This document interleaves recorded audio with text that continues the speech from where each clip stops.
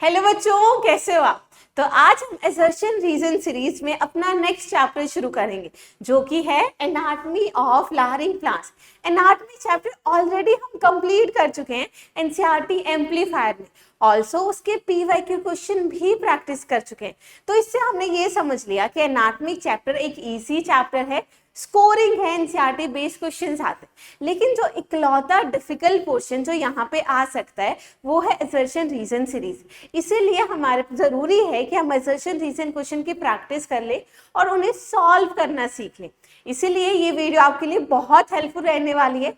तो चलो assertion reason question practice करते हैं इस चैप्टर के, that is anatomy of flowering plants. ठीक है, तो शुरू करते हैं। अपना पहला क्वेश्चन देखते हैं। पहला है, देखो assertion endodermis is present between general cortex and pericycle इन मेज स्टेम। ध्यान से देखो, ये जो स्टेटमेंट दी गई है this is with reference to maize stem, और मेज हमारा एक मोनोकोट प्लांट, तो मतलब मोनोकोट स्टेम के रेफरेंस में दी गई है।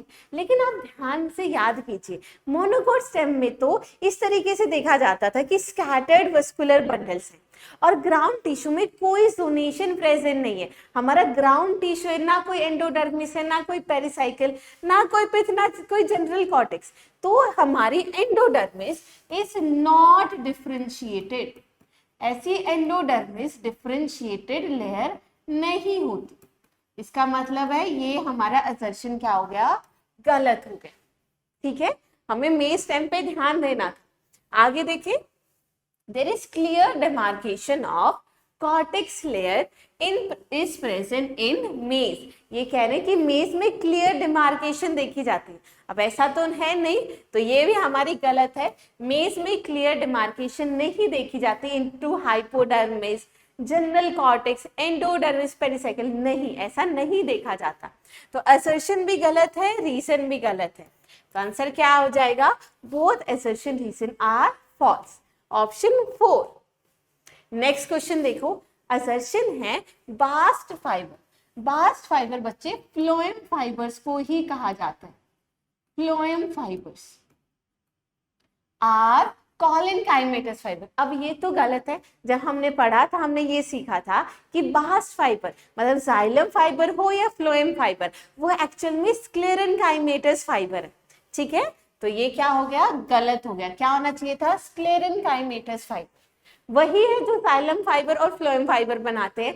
हाईली थिकन्ड होते हैं, लिग्निफाइड होते हैं और नैरो ल्यूमेन होती है। ठीक है, आगे देखो, रीजन लिखा है fibres are absent in secondary phloem. अब ये भी तो गलत है कि जब हमने फ्लोएम फाइबर पढ़ा था, ठीक है, हमने जब फ्लोएम फाइबर पढ़ा था हमने देखा था फ्लोएम फाइबर्स एब्सेंट होते हैं कहाँ पे, मोनोकोट स्टेम में। एब्सेंट इन प्राइमरी फ्लोएम, मतलब फ्लोएम फाइबर प्राइमरी फ्लोएम में एब्सेंट होंगे पर सेकेंडरी फ्लोएम में प्रेजेंट होंगे। Absent in primary phloem. ठीक है, तो हमारा रीजन भी गलत दे रखा है, हमारे सेकेंडरी फ्लोएम में प्रेजेंट होते हैं। तो असर्शन रीजन अगेन दोनों ही गलत है, इसलिए ऑप्शन 4 ठीक हो जाएगा। ओके, आगे चले। अगला क्वेश्चन देखो, असर्शन है both apical and intercalary meristem are primary in meristem. ये एपिकल मेरिस्टेम जो कि टिप पे प्रेजेंट होती है, रूट टिप पे और शूट टिप पे, और इंटरकैलरी मेरिस्टेम जो कि दो मैच्योर टिश्यूज के बीच में प्रेजेंट है। इन दोनों ही मेरिस्टेम को प्राइमरी मेरिस्टेम कहा जाता है। अब इन्हें प्राइमरी मेरिस्टेम क्यों कहा जाता है, दो रीजन होते हैं। एक तो क्या है, it appears early in life, ये लाइफ ऑफ प्लांट में पहले अपीयर करते, कंपेयर करें अगर सेकेंडरी मेरिस्टेम से। दूसरा, these are responsible for primary growth of plant.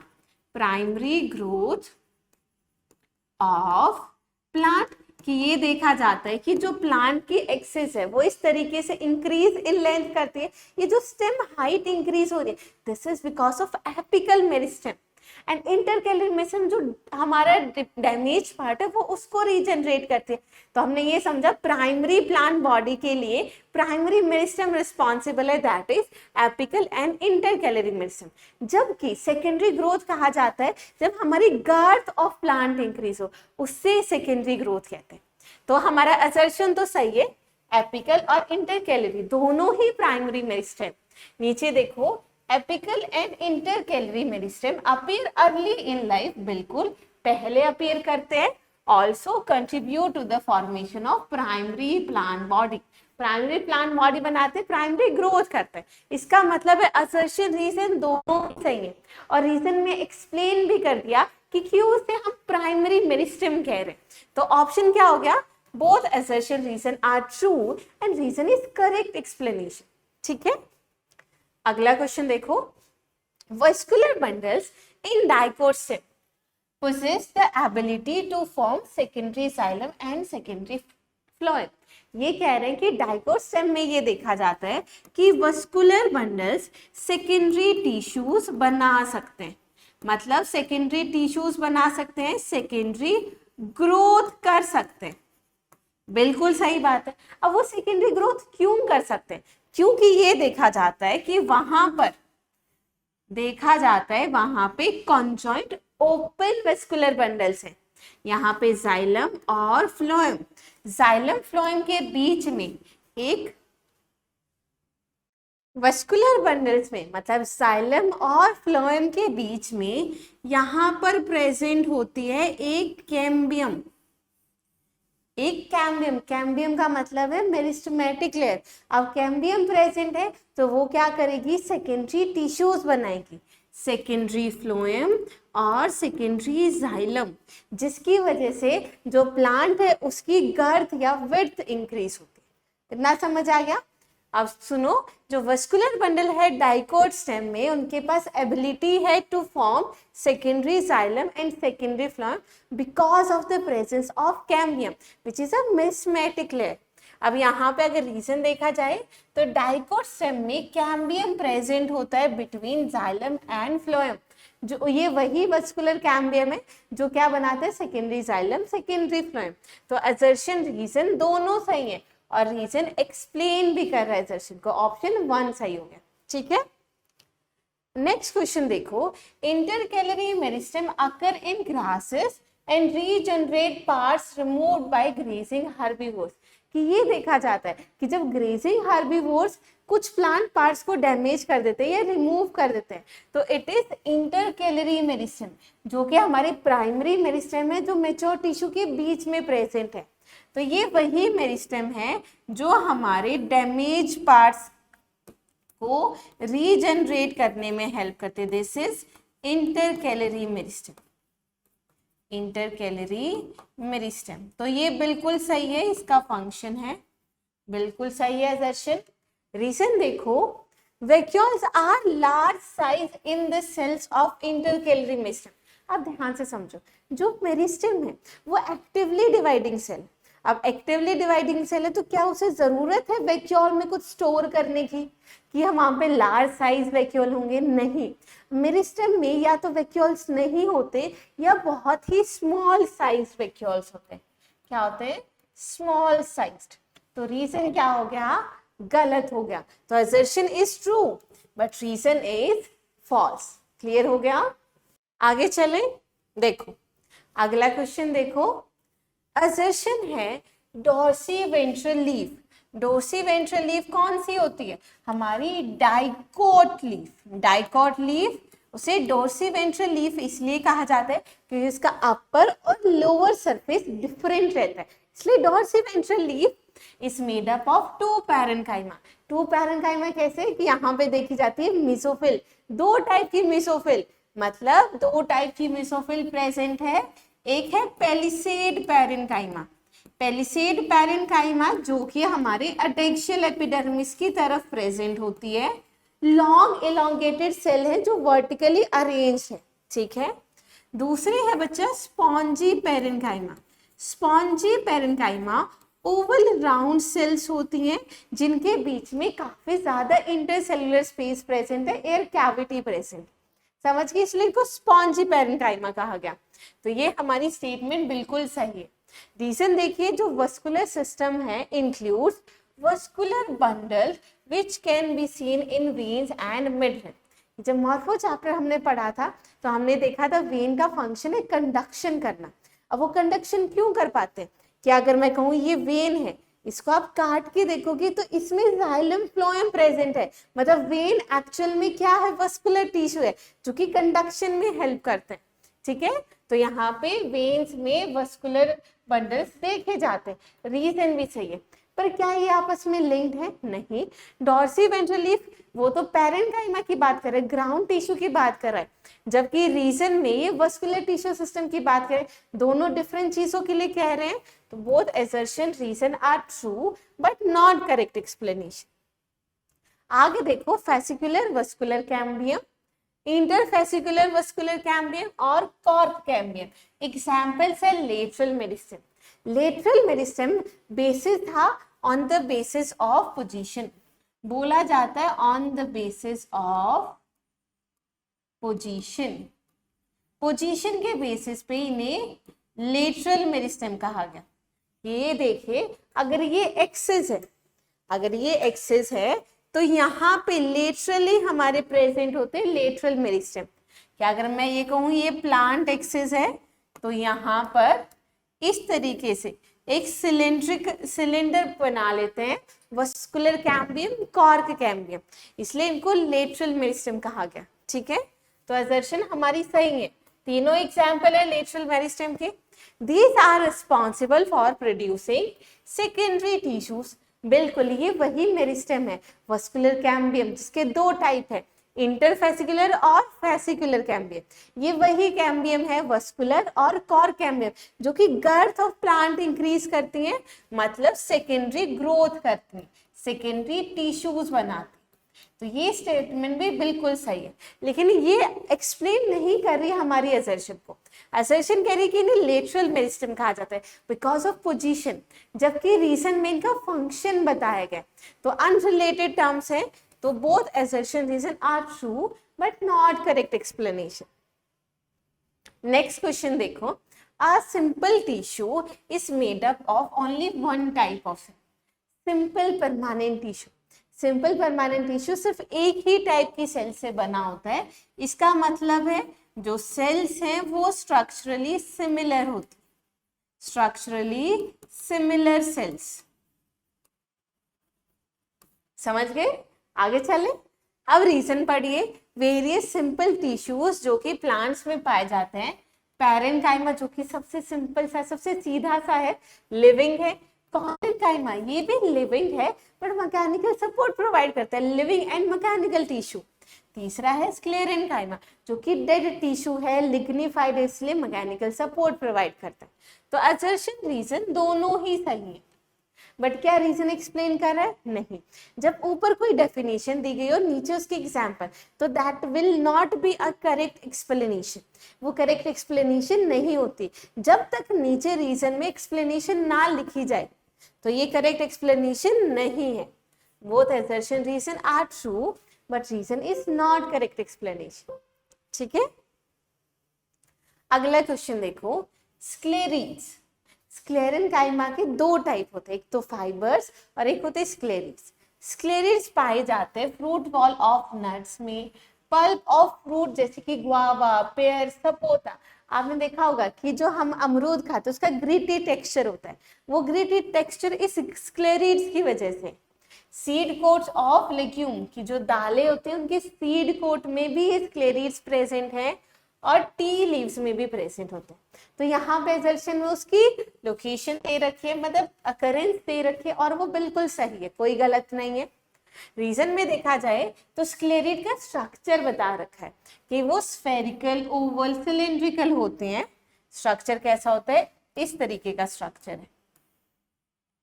ठीक है, ऐसा स्ट्रक्चर है कि इतनी थिक लिग्निफाइड सेल वॉल, आप देख सकते हो, इतनी थिक लिग्निफाइड सेल वॉल है जिसमें कुछ पिट्स प्रेजेंट होती हैं। इस तरीके से पिट्स प्रेजेंट है। ये है स्क्लेरिड, कि आप देख सकते हो कुछ पिट्स प्रेजेंट है, बाकी एरिया में जो पिंक है वो उसकी लिग्निफाइड सेल वॉल है। क्या है? लिग्निफाइड सेल वॉल, फाइड सेल वॉल, ठीक है। लिग्निफाइड सेल वॉल है, डेड है, और बहुत नैरो ल्यूमन है, बहुत पतली ल्यूमन प्रेजेंट। तो रीजन भी सही है, बट असर्शन में उसके अकरेंस की बात कर रहे हैं और रीजन में उसके स्ट्रक्चर की, तो एक्सप्लेन नहीं कर रहा, अनरिलेटेड टर्म्स हैं। तो both assertion reason are true, but reason is not the correct explanation, ठीक है। आगे चलते, अगला क्वेश्चन देखो।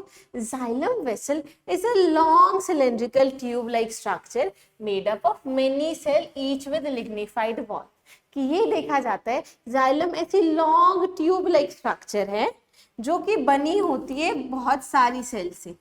इस तरीके से सेल्स हैं, ठीक है।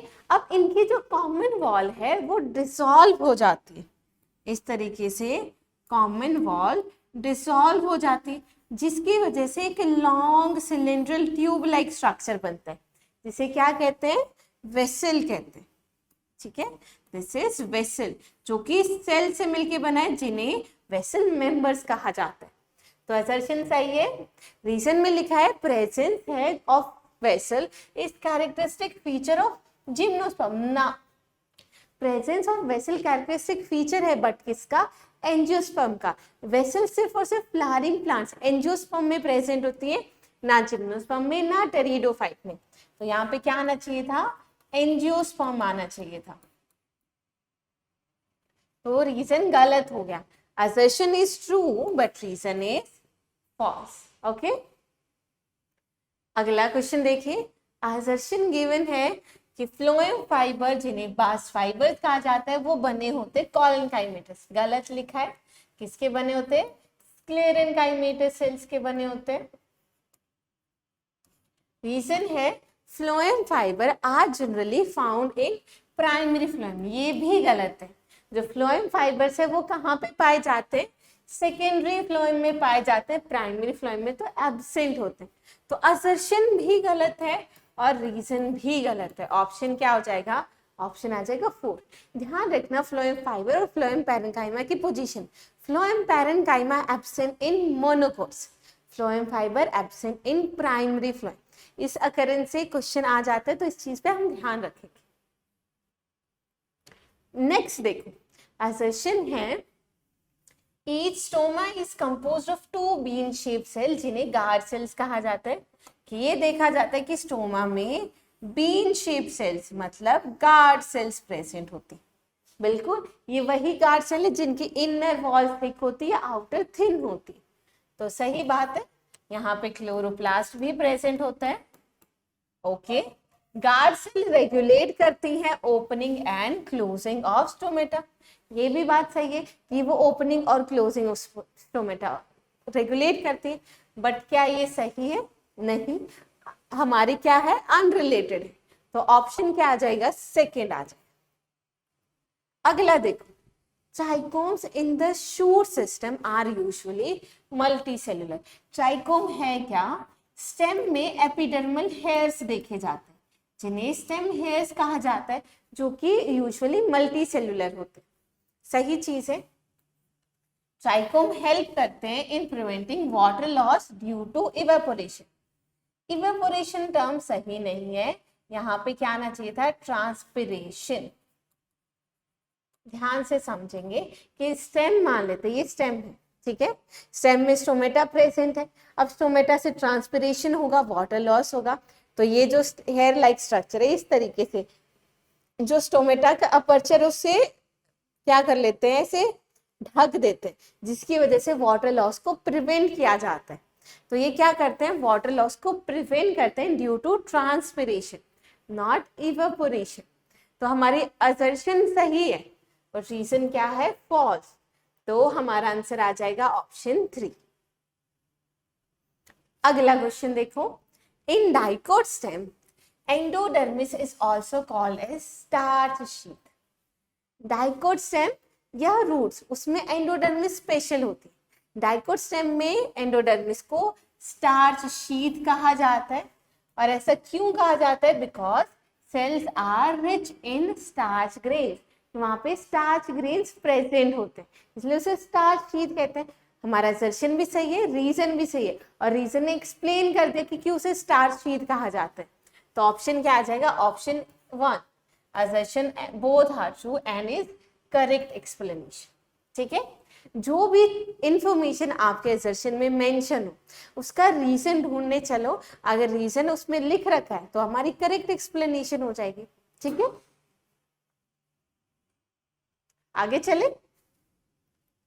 नेक्स्ट क्वेश्चन देखो, vascular bundles are conjoint, collateral and open in dicot cell.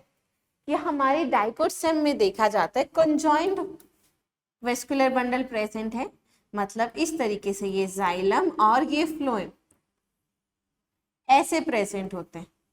Xylem phloem देखा जाता है कि जाइलम फ्लोएम सेम रेडियस पे प्रेजेंट है और जॉइंटली प्रेजेंट है, इसलिए कॉन्जॉइंट बोला गया।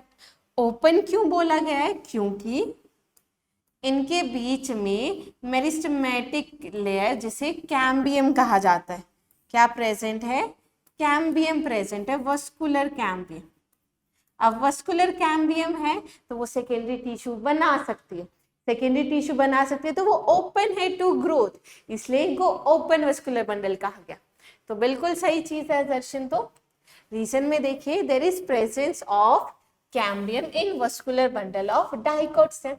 तो ये डाइकोट सेल में कैम्बियम इसलिए तो इसे ओपन कहा जा रहा था। तो हमारा ये पॉइंट तो एक्सप्लेन किया जा रहा है, तो असर्शन और रीजन दोनों सही है, और रीजन की कैम्बियम प्रेजेंस ने ओपन को एक्सप्लेन भी कर दिया।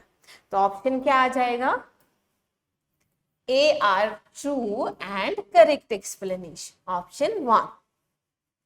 अगला क्वेश्चन देखें, इन डाइकोट लीफ, डाइकोट लीफ में एपिडर्मिस कवर करती है अपर सरफेस को जिसे एडेक्शियल एपिडर्मिस कहा जाता है, और लोअर सरफेस को जिसे अबैक्शियल एपिडर्मिस। कि लीफ का स्ट्रक्चर देखा जाए तो लीफ में ये अपर एपिडर्मिस होती है, ये लोअर एपिडर्मिस, यहाँ पे होते हैं वस्कुलर बंडल्स, और यहाँ पे प्रेजेंट होती हैं ग्राउंड टिश्यू। ऐसा स्ट्रक्चर देखा जाता है। अगर ट्रांसवर्स सेक्शन देखें, एडेक्शियल एपिडर्मिस बेयर करती है मोर स्टोमेटा देन अबैक्शियल। अब ये गलत है, डाइकोट लीफ में ये देखा जाता है कि लोअर एपिडर्मिस जिसे अबैक्शियल एपिडर्मिस कहा जाता है वहां पर मोर स्टोमेटा प्रेजेंट है, वहां पे स्टोमेटा का नंबर ज्यादा होता है अगर कंपेयर करें एडेक्शियल से। और ऐसा भी हो सकता है कि एडेक्शियल एपिडर्मिस में स्टोमेटा है ही नहीं। तो हमारा असर्शन रीजन दोनों सही है, और नहीं सॉरी, असर्शन सही है बट रीजन गलत दे रखा है, उल्टा दे रखा है। ठीक है, अबैक्शियल के पास ज्यादा स्टोमेटा है, तो assertion is true but reason is false.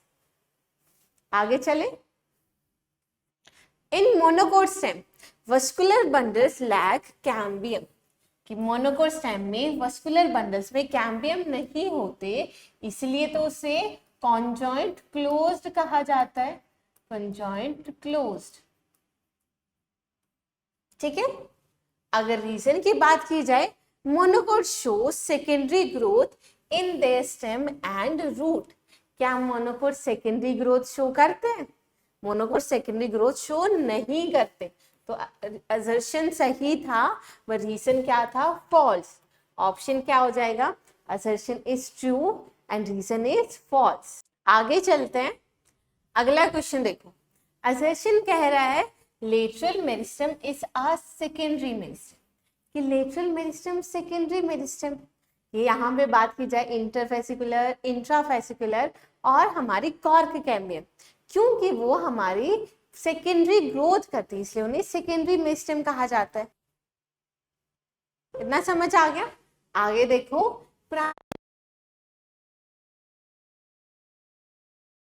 Formation of primary plant body. अब प्राइमरी मेरिस्टम पहले अपीयर करती है और प्राइमरी प्लांट बॉडी बनाती है, ये भी बिल्कुल सही है, बट क्या ये आपस में रिलेटेड है? नहीं। असर्शन में सेकेंडरी मेरिस्टम की बात की जा रही है और रीजन में प्राइमरी मेरिस्टम की, तो both assertion reason are true but not correct explanation. ठीक है, आगे देखो, trichomes are epidermal hair on the stem. Trichomes epidermal hair हैं, ये जो एपिडर्मल सेल हैं वो हमारे multicellular trichomes stem hairs बनाते हैं। इन्हें एपिडर्मल अपेंडेजेस भी कहा जाता है, समझे? ये बिल्कुल सही है। रीजन है ट्राइकोम्स आर ऑलवेज यूनिसेलुलर। अब ये टर्म गलत है। ट्राइकोम्स यूजुअली क्या होती है? Multi cellular, usually multi cellular होती है, मल्टी सेलुलर। तो रीजन क्या हो गया? False. Assertion is true but reason is false. आगे देखिए, in intercalary meristem that occurs between mature tissues. Intercalary meristem mature tissues के बीच में प्रेजेंट, इसलिए तो नाम आया इंटरकैलरी मेरिस्टेम। सही है। इंटरकैलरी मेरिस्टेम हेल्प करते हैं इलोंगेशन ऑफ द ऑर्गन, कि अगर लीफ का स्ट्रक्चर को इलोंगेट करना है तो उसके लिए कौन रिस्पॉन्सिबल है? ये इंटरकैलरी मेरिस्टेम। पर क्या उसे इलोंगेशन करनी है इसलिए वो प्रेजेंट है? नहीं। तो हमारे क्या है? असर्शन और रीजन दोनों सही है बट नॉट करेक्ट एक्सप्लेनेशन। ठीक है। अगला क्वेश्चन देखो, monocot has closed vascular bundle. अब मोनोकोट के पास क्लोज वस्कुलर बंडल है, ये बिल्कुल सही स्टेटमेंट है। ऐसा क्यों है? क्योंकि वहां पे कैम्बियम प्रेजेंट नहीं होती, कैम्बियम नहीं होगी तो सेकेंडरी टिश्यूज नहीं बनेंगे, क्लोज है, यहाँ पे सही है। There is absence of cambium and they do not form secondary tissues. अब वो सेकेंडरी टिश्यूज नहीं बनाते, सेकेंडरी टिश्यूज नहीं बनाते, सेकेंडरी ग्रोथ नहीं कर सकते, इसलिए तो उन्हें कैम्बियम क्या कहा गया? Close vascular bundle. तो मोनोकोट स्टेम में conjoint closed vascular bundles present होते हैं। असर्शन रीजन दोनों सही है और रीजन एक्सप्लेन भी कर रहा है, तो ऑप्शन 1 आ गया। अगला क्वेश्चन देखो, inner most distinct layer of cortex is called endodermis. या हमने ये देखा कि कॉर्टेक्स की जो इनर मोस्ट लेयर है उसे एंडोडर्मिस कहा जाता है। डाइकोट स्टेम में एंडोडर्मिस को स्टार्च शीथ कहते हैं, ये स्टार्च ग्रेन से। और रूट्स में देखा जाता है इस एंडोडर्मिस के बाद सुबरिन डिपोजिशन है, कैस्पेरिन स्ट्रिप प्रेजेंट। तो ये बिल्कुल सही है, इनर मोस्ट लेयर है। जो सेल है एंडोडर्मिस की आर नहीं, नॉन लिविंग का तो मतलब है, कहना चाहते हैं एंडोडर्मल सेल स्क्लेरेनकाइमेटस है, ऐसा नहीं होता। तो ये क्या हो गया? गलत। ठीक है, तो रीजन क्या हो गया? गलत, लिविंग सेल्स होती हैं। असर्शन सही था, रीजन फॉल्स था, तो ऑप्शन क्या हो गया? ऑप्शन हो गया 3। अगला क्वेश्चन देखो, vascular cambium is considered as lateral meristem. Vascular cambium को लेटरल मेरिस्टेम कहा जाता है। अब इसका रीजन मन में सोचो कि क्यों कहा जाता है लेटरल मेरिस्टेम? क्योंकि लेटरल इन पोजीशन प्रेजेंट, इसलिए तो लेटरल मेरिस्टेम कहा गया। ठीक है, बिल्कुल सही। It give rise to lateral roots and shoot, ये गलत है बच्चा। लेटरल रूट्स अराइज होती हैं पेरीसाइकिल से। किससे अराइज होती है? पेरीसाइकिल से, ना कि किसी कैम्बियम से। ठीक है, किसी कैम्बियम से अराइज नहीं होती है। तो असर्शन सही था बट रीजन गलत था, ये एनसीईआरटी में भी मेंशन है। तो हमारा ऑप्शन क्या हो गया? ऑप्शन 3 हो गया। अगला क्वेश्चन देखें, long distance flow of photosynthesis in plants occurs through sieve tube. कि जो लॉन्ग डिस्टेंस है that occurs due to sieve tube, बिल्कुल सही बात है। जो मेच्योर सीव ट्यूब है वहां पे पेरिफेरल लेयर प्रेजेंट है साइटोप्लाज्म की, जहां पे कोई न्यूक्लियस प्रेजेंट नहीं। अब ये स्टेटमेंट भी सही है कि वहां पे कोई न्यूक्लियस नहीं होता और हमारी पेरिफेरल लेयर प्रेजेंट होती है साइटोप्लाज्म। तो यहाँ पे स्ट्रक्चर की बात करें, बट ये स्ट्रक्चर एक्सप्लेन नहीं कर रहा क्यों वहां पे लॉन्ग फ्लो ऑफ फोटोसिंथेसिस, मतलब फूड मटेरियल लॉन्ग फ्लो कर पाता है। ठीक है, दैट इज ड्यू टू वहां पे परफोरेशन प्लेट प्रेजेंट है, सीव लाइक मैनर में पोर्स प्रेजेंट है, जिसके थ्रू हमारा फूड मटेरियल ट्रांसफर करता है। तो ये चीज इस फंक्शन को एक्सप्लेन नहीं कर रही। तो यहाँ पे क्या होगा? असर्शन रीजन दोनों सही है बट नॉट करेक्ट एक्सप्लेनेशन। अगला क्वेश्चन देखिए, a vascular bundle in monocots are considered closed. अब वस्कुलर बंडल मोनोकोट्स में क्लोज माने जाते हैं, बिल्कुल सही बात है। क्यों माने जाते हैं? क्योंकि कैम्बियम नहीं होती और क्या है, हमारी सेकेंडरी टिश्यूज नहीं बनते, इसलिए तो क्लोज कहा था। असर्शन तो सही है, रीजन हमने मन में सोच भी लिया। Bundle sheath surrounds each vascular bundle इन मोनोकोट। अब मोनोकोट के बाहर जो वस्कुलर बंडल है उनके बाहर बंडल शीथ होते, क्या इसीलिए वो क्लोज है? नहीं, असर्शन रीजन है दोनों से, बट ये क्लोज एक्सप्लेन नहीं किया जा रहा, तो ऑप्शन क्या आ जाएगा? 2, नॉट करेक्ट एक्सप्लेनेशन। आगे देखिए, stomata regulate the process of transpiration and gaseous exchange. Stomata के दो फंक्शन, एक तो ट्रांसपिरेशन जिससे water out of the cell move करता है, आउट ऑफ द प्लांट, दूसरा गैसियस एक्सचेंज, ऑक्सीजन और CO2 का गैसियस एक्सचेंज कौन करते हैं? स्टोमेटा, बिल्कुल सही है।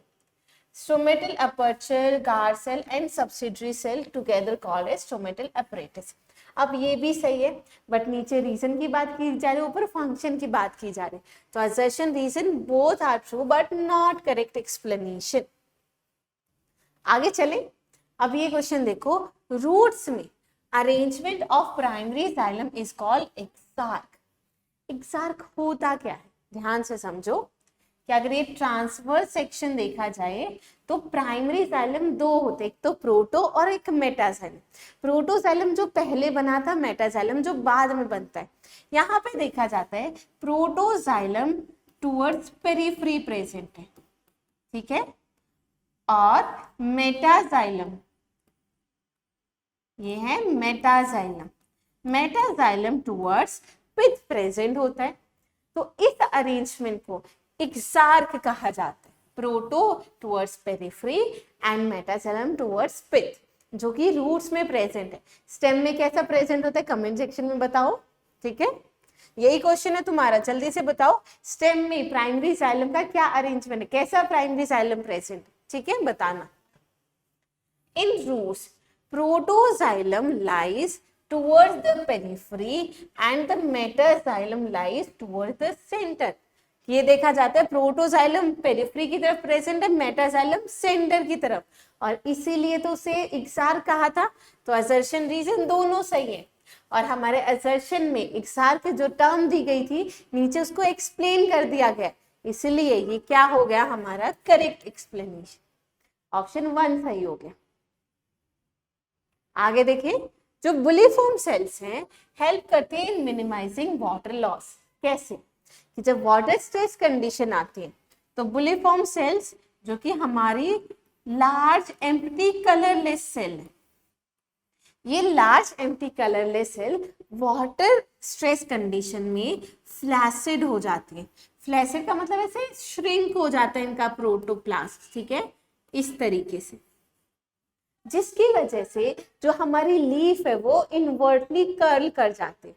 अब वो इनवर्टली कर्ल कर गई, इसलिए जो वाटर यहाँ पे जो स्टोमेटा थे वो हमारे छुप गए, तो अब यहाँ से वाटर लॉस प्रिवेंट हो जाएगा, तो बिल्कुल सही बात है। अब बुलिफॉर्म सेल मिनिमाइज करती है वाटर लॉस। रीजन कैसे? क्योंकि दे मेक कर्ल इनवर्स, तो असर्शन रीजन दोनों सही है, और वो इनवर्ट कर्ल करा देती है, इसीलिए तो वो वाटर लॉस को प्रिवेंट कर रही है। तो ऑप्शन क्या आ जाएगा? Correct explanation. अगला क्वेश्चन देखिए, in monocot root vascular bundle is endarch condition. अब ये तो गलत है, मोनोकोट रूट हो या डाइकोट रूट हो, दोनों में ही प्राइमरी जाइलम कैसा होता है? एक्सार्च होता है, एक्सार्क, ठीक है। It has tetrarch vascular bundles usually, ये भी गलत है। मोनोकोट रूट में देखा जाता है कि जो जाइलम बंडल्स का नंबर है that is more than 6, xylem bundles more than 6 हैं, इसलिए उन्हें पॉलीआर्क कहा जाता है, ठीक है। तो हमारे असर्शन रीजन बच्चा दोनों ही गलत है, तो असर्शन इज फॉल्स। एक मिनट,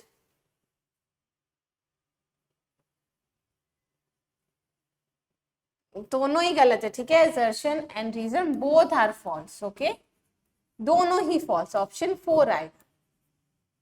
अगला क्वेश्चन देखो, the plant tissues are broadly classified into meristematic and permanent tissue. कि जो प्लांट टिश्यूज को दो मेजर कैटेगरीज में डिवाइड किया जाता है, एक मेरिस्टेमेटिक, ऐसे टिश्यूज जो कि डिवीजन कर सकते हैं, कैपेबिलिटी टू डिवाइड प्रेजेंट है, दूसरे हैं जो डिवीजन नहीं कर सकते, मतलब वो कैपेबिलिटी टू डिवाइड वो लूज कर चुके हैं, जिन्हें परमानेंट टिश्यू कहा जाता है। तो ये दो कैटेगरीज हैं, बिल्कुल सही बात है, कोई प्रॉब्लम नहीं, ठीक है। On the basis of presence of cambium, location of xylem, phloem, vascular bundles of different type, कि presence of xylem and phloem, कि अगर इनकी लोकेशन की बात की जाए, अगर जाइलम फ्लोएम डिफरेंट रेडियाई पे तो उन्हें रेडियल वेस्कुलर बंडल कहते हैं, अगर सेम रेडियाई पे जॉइंटली प्रेजेंट है तो उन्हें कॉन्जॉइंट वेस्कुलर बंडल कहते हैं। अगर कैम्बियम प्रेजेंट है तो उसे ओपन वेस्कुलर बंडल कहा जाता है, और कैम्बियम नहीं है तो उन्हें क्लोज कहा जाता है। तो basis of presence of cambium and location of xylem phloem, vascular bundles are of different type. तो असर्शन रीजन दोनों सही है, बट हमारे असर्शन में तो दो मेजर कैटेगरीज में सिस्टेमेटिक परमानेंट टिश्यू की बात की गई, नीचे वेस्कुलर बंडल्स के टाइप। तो क्या एक दूसरे को एक्सप्लेन कर रहे हैं? नहीं कर रहे, डिफरेंट चीजों की बात कर रहे हैं।